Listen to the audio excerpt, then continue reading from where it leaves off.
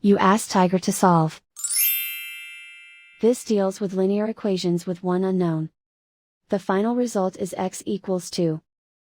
Let's solve it step by step. Group all x terms on the left side of the equation. Subtract 9x from both sides.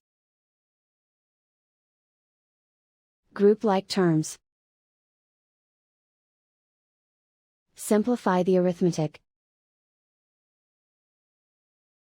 Group like terms. Simplify the arithmetic.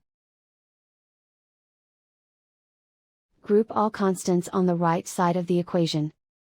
Subtract 4 from both sides. Simplify the arithmetic.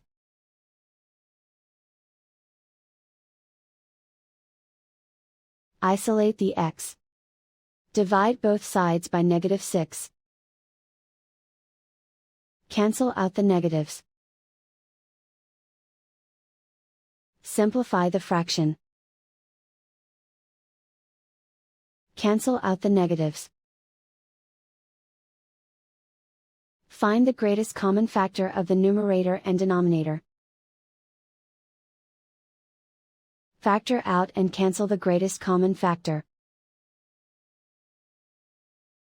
And so the final result is x equals 2.